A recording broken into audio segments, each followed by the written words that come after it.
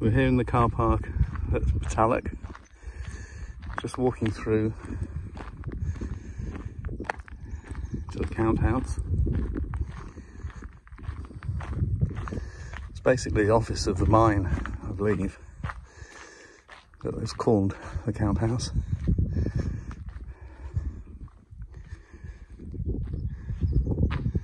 The area in front of it, which is now sort of reedy and marshy, was actually the reservoir that contained the water that they used on the vanning floors below to separate the waste ore or the waste rock from the ore.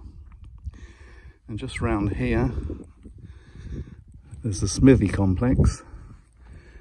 I assume that's where they use what they use to repair the tools, make chains and such like. And if you carry on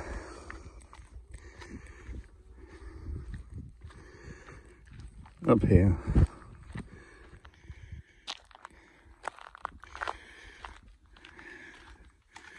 so we've come out past the smithy. We're now going to walk round to the 1908 workings. I think that path's private, that road is private. But just down here there's a path there which goes straight up to the pit headgear. And there's an electric winder house to the right of the pit headgear.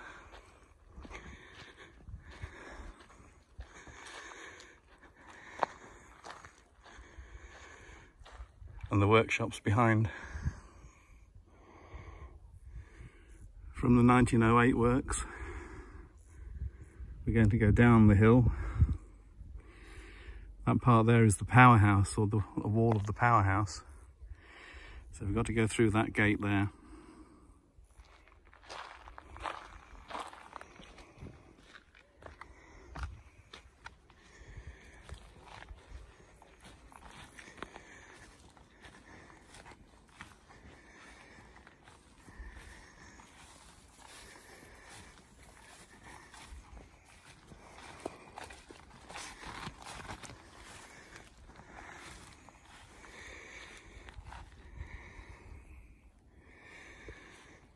This is where the Californian stamps would have worked.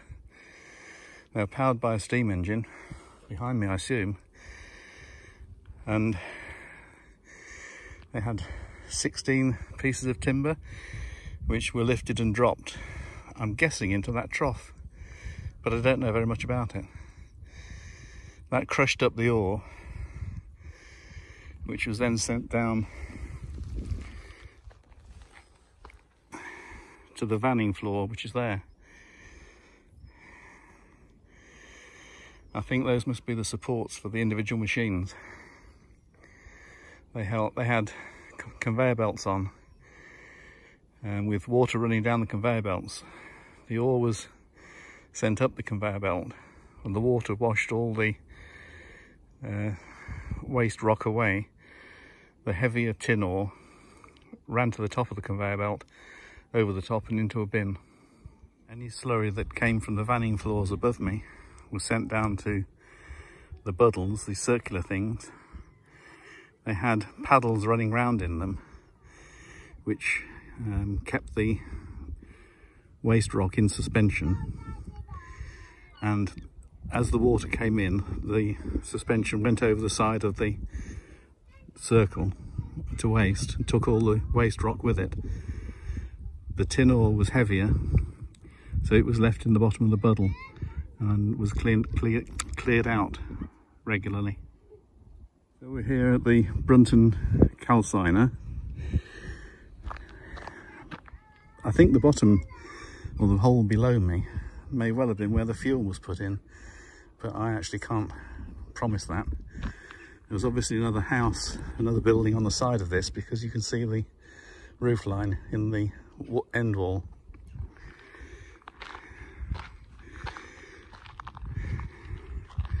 The tin ore was heated inside here, and the arsenic gas came straight down there.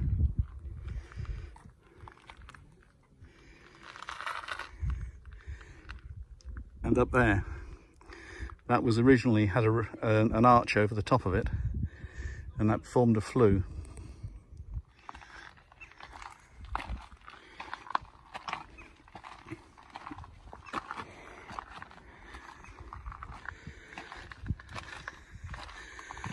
So this is where the arsenic gas would have come along here. All these walls would have been complete with the arch over the top.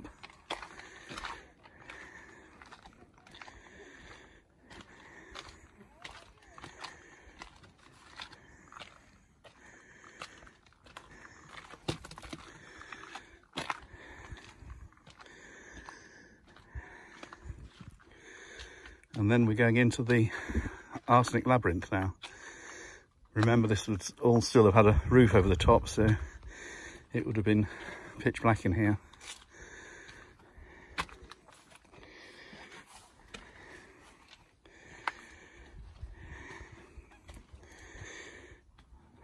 That would have been a doorway with a metal door over the front of it. You see where the rebate, the door went along. So the arsenic gas would have carried on along here.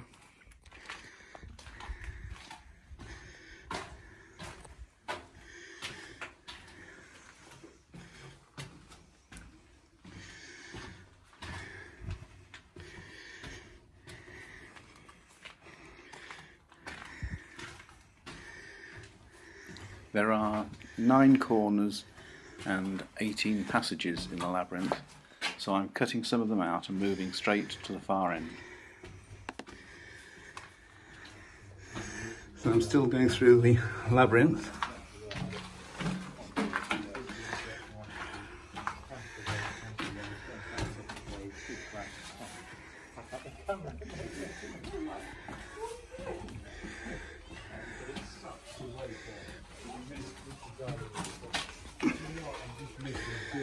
And that's halfway through the labyrinth now. So then the arsenic vapour would have gone through this tube, which is actually the arch over the entrance to the inside of the labyrinth. Arsenic gas vapour is going to come down there into there, so up, down there, up that one, around here, down there, up this one, down there into the second half of the labyrinth. And now going through the arch. So the arsenic gas would have gone above my head just then. Down to the bottom here, where there is a complete door to the labyrinth. So that's the door into the labyrinth. That would have been sealed with a metal plate. No hinges, so I assume it's just a plate that they push up against it and perhaps seal it with clay. But if you can imagine that sort of arrangement all the way along there, and all the way along there. This yard would have been a hive of activity when all these doors were opened and the men were scraping the arsenic out. They apparently just used to cover their faces with a handkerchief, push cotton wool into the ears and nose, and smear their arms with clay to try and stop the arsenic being absorbed. My guess is the whole of their clothes were covered in arsenic as well. We're just going to go through this last one.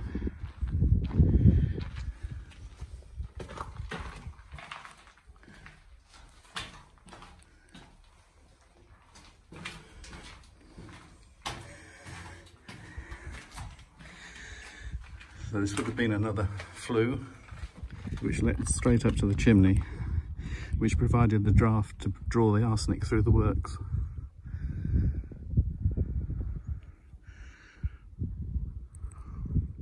Go straight down here to join the southwest coast path again and walk along to Wheel Owls.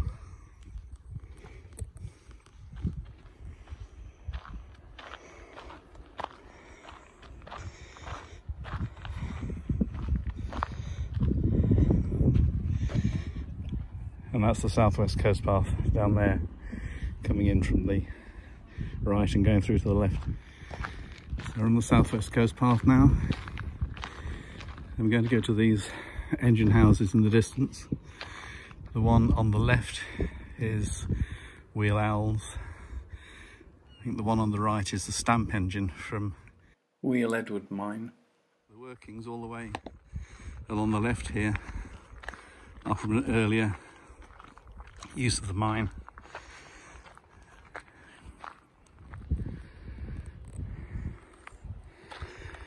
We're getting close to Wheel Owls now. On the left here is one of the spoil tips,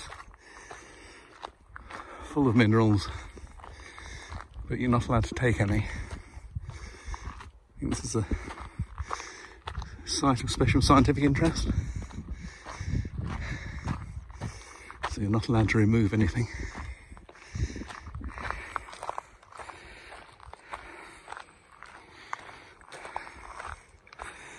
This is one of the most impressive engine houses.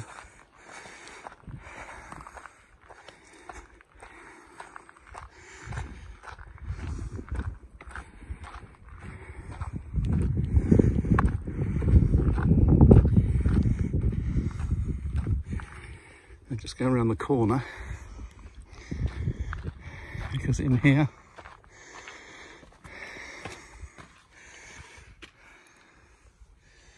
you can see the shaft. I can't see how deep it is, whether this is a pumping shaft or this shaft, I don't know. Mine shaft, I don't know. Just in here, there's a large block of granite. I think that's where the vertical cylinder for the steam engine would have been. So it would have been up there. This end wall of the house, of the engine house, is usually quite a lot thicker than all the other walls, but I can't get across there to measure it. That's not really part of the engine house itself, it's actually part of the steam engine. So were the engine house not here, that wall would still have to be there, because on top there is where the beam would have pivoted. So it's a vertical cylinder this side, a beam across the top, going down to the probably pump rods on the outside of the building. That wall's called the bob wall, or because the beam, another name for the beam was the bob apparently, presumably because it bobbed up and down. Below me, in a sort of pit, is probably where the condensers went. I'm now at Wheel Edward.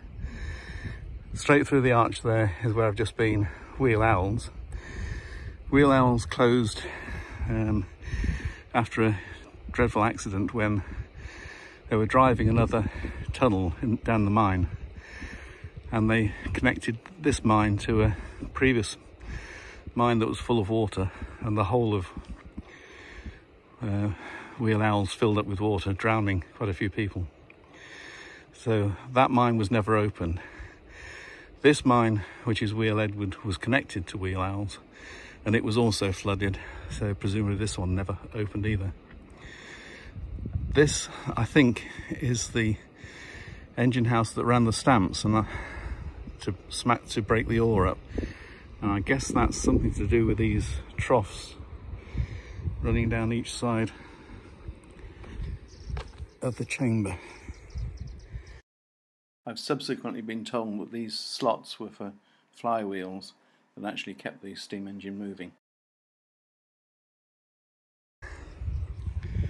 You can still, if you look through into the mine, you can see the large block of granite that the cylinder would have been attached to. Final bit of the walk is back past all the works and down to the crowns at the bottom there.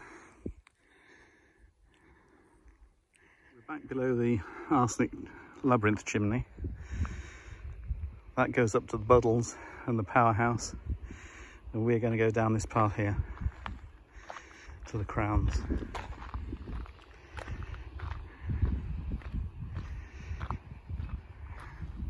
Carrying on down the path, there's the chimney on the cliff up above there.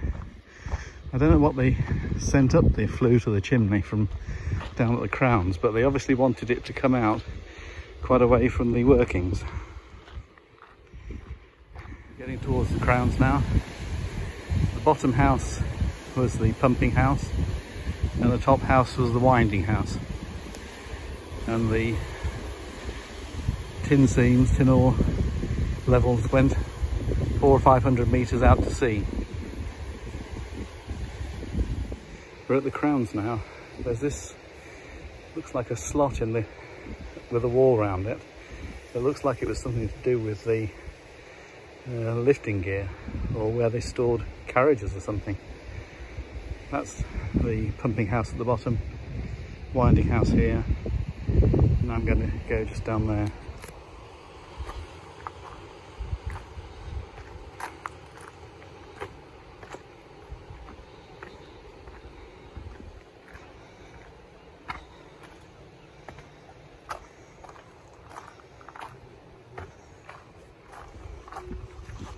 I'm going to end up going onto that platform on the left.